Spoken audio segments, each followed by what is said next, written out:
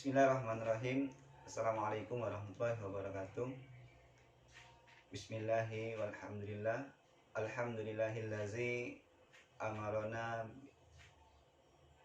wa amjaba bil ibadah. Wassalatu wassalamu ala rasulillah Sayyidina Muhammad bi ibadillah. La hawla wa la quwata illa billahil aliyil azim.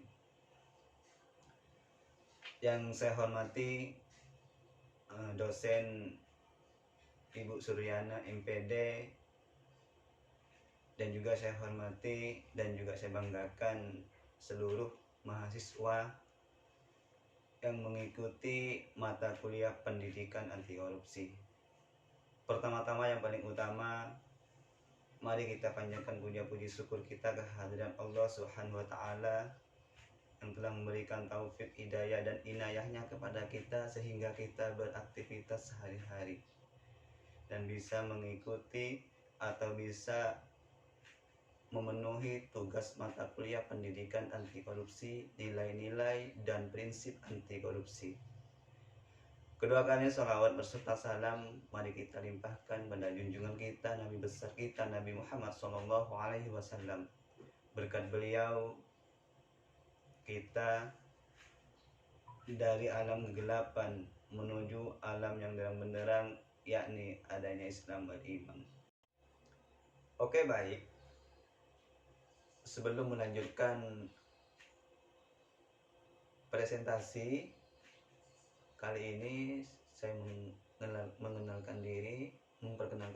Nama saya Ahmad Sukron dari kelompok 5. Di sini akan menjelaskan nilai dan prinsip-prinsip anti korupsi. Jadi, tingginya angka korupsi di Indonesia membuat pemerintah Indonesia membuat berbagai usaha dalam pencegahan atau upaya pemberantasan korupsi. Seperti membuat salah satu lembaga, yaitu Komisi Pemberantasan Korupsi atau yang disingkat KPK. Upaya lain adalah dengan Kementerian Pendidikan yang memasukkan mata kuliah pendidikan budaya anti korupsi di perguruan tinggi guna meningkatkan rasa anti korupsi sehingga dapat diharapkan membantu mengurangi angka korupsi di Indonesia. Korupsi adalah salah satu faktor yang menyebabkan suatu kemunduran suatu negara, sehingga sangat penting untuk menanamkan sifat atau sikap anti korupsi sejak ini sampai saat ini masih berjalannya. Pada dasarnya korupsi terjadinya karena adanya faktor internal, niat, dan faktor eksternal, kesempatan. Jadi niat lebih terkait dengan faktor individu yang meliputi perilaku dan nilai-nilai yang dianut seperti kebiasaan dan kebutuhan, sedangkan kesempatan terkait dengan sistem yang berlaku. Upaya pencegahan korupsi dapat dimulai dengan menanamkan nilai-nilai anti korupsi pada semua individu. Setidaknya ada 9 nilai-nilai anti korupsi yang penting untuk ditanamkan pada semua individu. Ke-9 nilai anti korupsi tersebut terdiri dari 1. Kejujuran. Jujur itu didefinisikan sebagai lurus hati, tidak berbohong, dan tidak curang. Jujur adalah salah satu sifat yang sangat penting bagi kehidupan mahasiswa. Tanpa sifat jujur, mahasiswa tidak akan dipercayai dalam kehidupan sosialnya.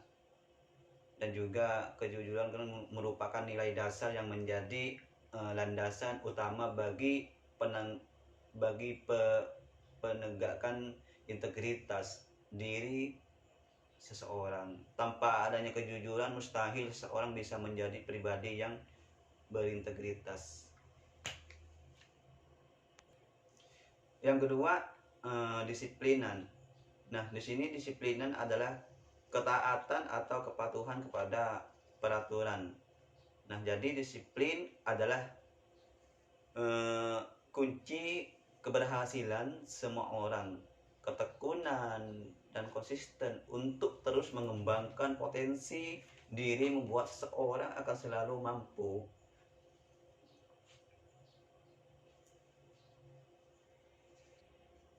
memberdayakan dirinya dalam menjalani tugas. Nilai kedisiplinan pada mahasiswa dapat diwujudkan antara lain dalam bentuk kemampuan mengatur dan mengelola waktu untuk menyelesaikan tugas baik dalam lingkup akademik maupun sosial kampus. Kepatuhan pada seluruh peraturan dan ketentuan yang berlaku di kampus mengejarkan sesuatu yang tepat waktu dan fokus pada perkuliahan. Yang ketiga di sini tanggung jawab. Nah, tanggung jawab di sini adalah keadaan wajib menanggung segala sesuatu yang memang terjadi, apa-apa boleh dituntut, dipersalahkan dan diperkarakan. Pribadi yang utuh dan mengenal diri dengan baik dan menyadari bahwa keberadaan dirinya di muka bumi adalah untuk melakukan perbuatan baik demi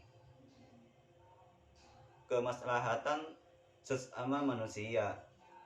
Segala tindak tanduk dan kegiatan yang dilakukan akan dipertanggungjawabkan sepenuhnya kepada Tuhan Yang Maha Esa, masyarakat, negara, dan bangsanya, dan lain-lain. Yang keempat di sini adil. Nah, di sini adil adalah sama berat, tidak beratnya sebelah, tidak berpihak. Keadilan adalah penilaian dengan memberikan kepada siapapun sesuatu dengan apa yang menjadi haknya, yakni dengan bertindak proporsional dan tidak melanggar hukum. Pribadi dengan karakter yang baik akan menyadari bahwa apa yang dia terima sesuai dengan jerih payahnya.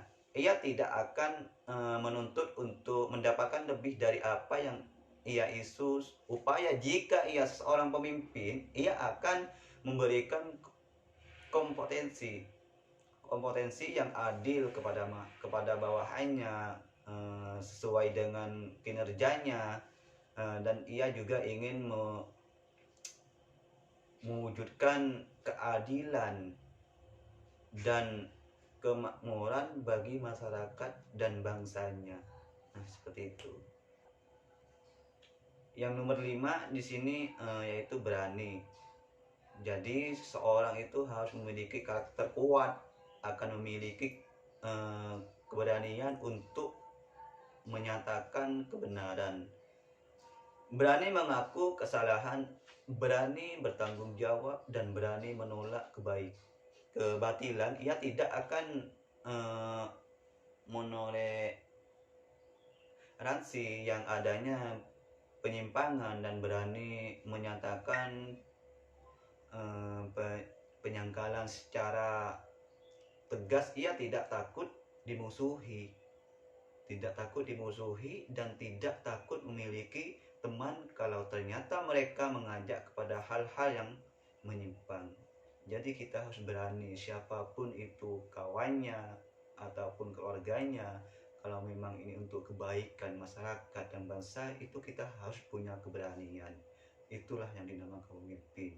Jangan sampai menjadi pemimpin kita harus punya berat ke sebelah gitu. Jadi harus berseimbangan. Nomor 6 yaitu peduli. Nah, di sini peduli adalah mengindahkan atau memperhatikan, dan hiraukan kepedulian sosial kepada sesama, menjadikan seseorang memiliki sifat kasih sayang. Individu yang memiliki jiwa sosial tinggi akan memperhatikan lingkungan sekelilingnya, di mana masih terdapat banyak orang yang tidak mampu, menderita, dan membutuhkan uluran tangan. Nilai kepedulian mahasiswa harus mulai ditumbuhkan sejak berada di kampus. Oleh karena itu, upaya untuk mengembangkan sikap peduli di lingkungan mahasiswa sebagai subjek didik sangat penting. kita harus bisa peduli sama mahasiswa, sama suku, semuanya kita harus peduli, siapapun. Jangan hanya memilih oh itu bukan orang Islam, non Islam dan sebagainya. Kita harus bisa menyikapi hal-hal yang memang kita harus dibantu. Jadi kita harus punya sosial jiwa. Sebagai mahasiswa kita harus mengangkat masyarakat yang memang ada masalah dan ataupun tidak sesuai yang kita dilihat. Nah, kita harus bisa membantu supaya apa? Supaya bisa dia itu apa yang diinginkan itu tercapai. Dan nomor 7, kerja keras. Nah, kerja keras di sini didasari karena adanya kemauan. Kemauan itu yang menimbulkan asosiasi yaitu yang namanya asosiasi dengan keteledoran dan juga ketekunan daya tahan, daya kerja, pendirian, mengendalikan diri, keberanian, ketabahan, keteguhan, dan pantang mundur. Perbedaannya akan jelas terlihat antara seseorang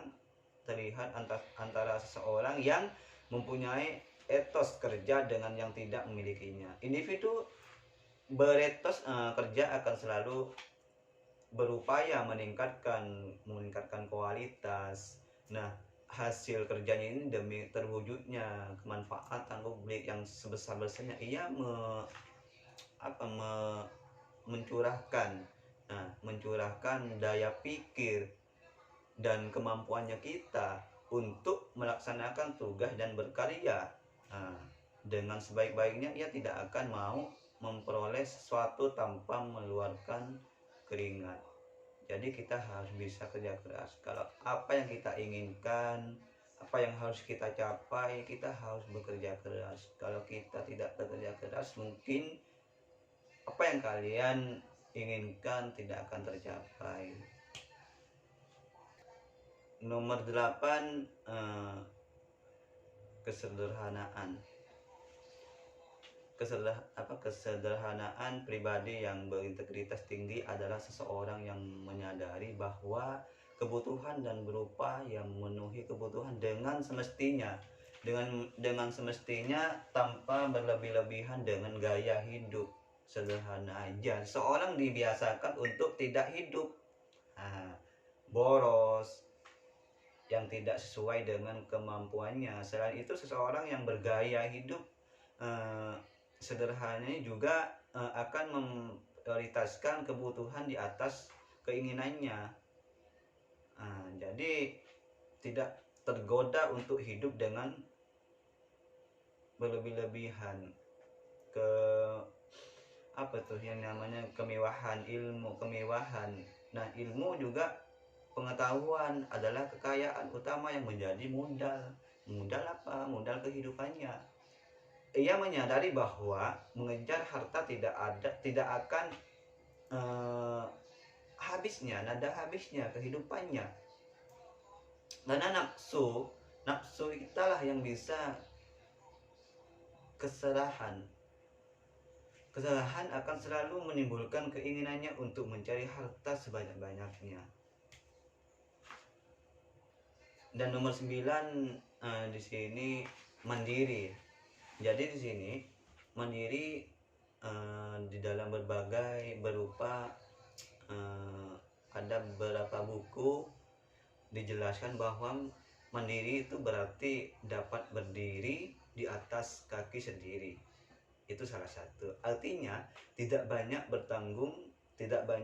bergantungan kepada orang lain dalam berbagai hal.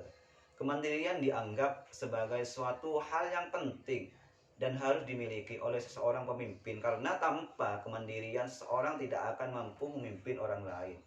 Jadi kemandirian itu membentuk karakter yang kuat pada diri kita sendiri, seseorang untuk menjadi tidak tergantungan terlalu banyak pada orang lain. Jadi kita harus mandiri Nah, jadi kita ketika ada tugas kita kan mengerjakan sendiri, kita harus mandiri bahwa kita ini mengajarkan karakter kita untuk lebih baik untuk depan supaya tidak bergantungan sama orang lain. Di sini juga ada penyebab korupsi. Jadi di sini penyebab korupsi ini terdiri dari faktor internal dan juga faktor eksternal. Faktor internal merupakan penyebab yang di dalamnya dari diri pribadi atau individu. Itu penyebabnya di antara korupsi. Dan juga ada faktor eksternal, ya eksternal berasal dari lingkungan atau individu.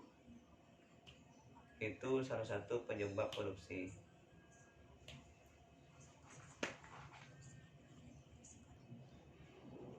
Pencegahan korupsi dapat dilakukan dengan menghilangkan atau setidaknya mengurangi kedua faktor penyebab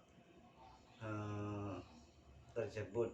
Nah, jadi masih bisa kita untuk mengurangi di antara mereka yang korupsi internal ataupun eksternal, itu kita bisa mengurangi atau mencegah. Nah, seperti itu. Dan di sini juga ada langkah-langkah anti korupsi. Yang pertama yaitu memperbaiki moral manusia sebagai umat beriman. Dan yang kedua di sini juga ada memperbaiki moral bangsa dan mengentaskan kemiskinan. Dan juga di sini ada juga meningkatkan kesadaran hukum individu dan masyarakat, dan juga memiliki pemimpin yang bersih, jujur, anti korupsi, peduli, cepat tangkapan, dan itu yang bisa selesai. Dan di sini juga ada materi prinsip-prinsip anti korupsi. Di sini prinsip-prinsip anti korupsi merupakan langkah-langkah antisipatif yang harus dilakukan agar laju pengerakan korupsi dapat dibendung bahkan diberantas.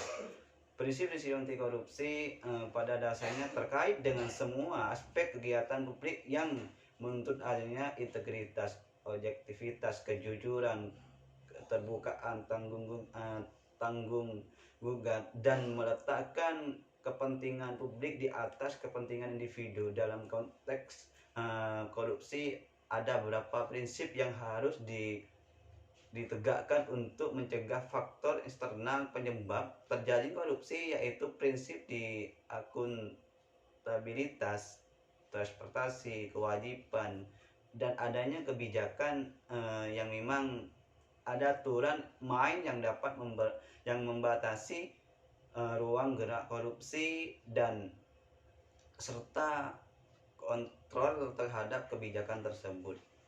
Nah, di sini juga ada akuntabilitas, yaitu akuntabilitas adalah kesesuaian antara aturan dan pelaksanaan kerja. Dan yang kedua yaitu transparansi, yaitu transparansi merupakan prinsip yang mengharuskan semua proses kebijakan dilakukan secara tertulis, secara terbuka, sehingga segala bentuk penyimpangan dapat diketahui oleh publik. Yang ketiga yaitu kewajaran. Prinsip kewajaran dimaksudkan untuk mencegah adanya ketidakwajaran atau manipulasi yang dalam penganggaran dalam bentuk markup maupun ketidakwajaran lainnya. Dan juga di sini yang nomor 4 ada kebijakan. Nah, prinsip kebijakan adalah prinsip anti korupsi yang memang yang memang dimaksudkan agar mahasiswa dapat mengetahui dan memahami tentang kebijakan anti korupsi, kebijakan berperan untuk peraturan, mengatur data interaksi dalam ranah sosial agar tidak terjadi penyimpangan yang dapat merugikan negara dan masyarakat. Dan juga yang nomor 5 di sini kontrol kebijakan. Kontrol kebijakan adalah upaya agar kebijakan yang dibuat benar-benar efektif dan menghapus semua korupsi yang sudah terjadi. Sedikitnya terdapat 3 model atau bentuk kontrol terhadap kebijakan pemerintah, yaitu berupa partisipasi, evolusi, dan reformasi. Mungkin dari kelompok 5, saya mewakili dari kelompok 5, mungkin hanya ini yang bisa saya sampaikan. Dan kalaulah salah dan khilaf, maklumlah, pergi ke sawah menanam padi. Salah dan khilaf mohon dimaklumi. Sekian dari saya. Wallahul muwaffiq ila aqwamit thoriq. Wassalamualaikum warahmatullahi wabarakatuh.